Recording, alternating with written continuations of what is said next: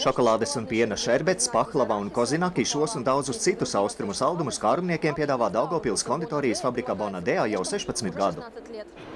Itāļu režisors Federico Fellini 1960. gadā uzņēma filmu Saldā dzīve. Protams, viņam ir maz kopīga ar Daugavpils fabrikas Bonadea konditorijas saldumu daudzveidību. Savu saldo dzīvi Latvijā tā sāka veidot 1996. gadā.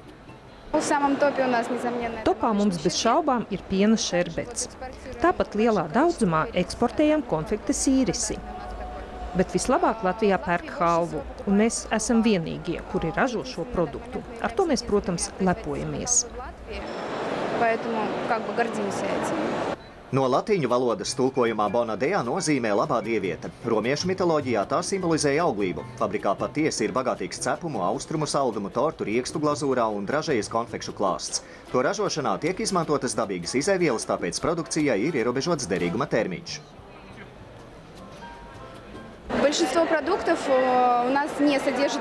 Vairums mūsu produktu nesatur konservantus. Ja arī satur, tad pēc Latvijas likumdošanas tie ir atzīmēti uz iepakojuma.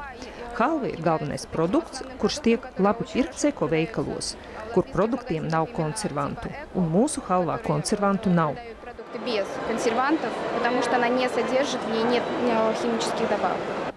Fabrika aktīvi eksportē saldumus uz Igauniju, Lielbritāniju, Vāciju un Īriju. Latvijā Bonadea izstrādājumus var iegādāties kā lielveikalu tīklos, tā arī atsevišķās tirdzniecības vietās. Kompānija iecerējusi zefīra ražošanu dāvanu iepakojumā, kā arī plāno ražot jauna veida konfektes, putna piens ar marmelādes slāni. Mēs aktīvi sadarbojamies ar Daugavpils pašvaldību. Esam piegādātāji uzņēmumam Daugavpils prece.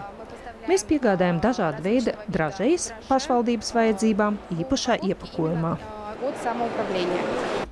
Fabrika veiksmīgi sadarbojas ar Daugavpils pašvaldību. Tiek veidoti suvenīru komplekti ar municipalitātes simboliku. Uzņēmums iesaistās pilsētas svētkos, kā arī apmeklē starptautiskās izstādes un seminārus.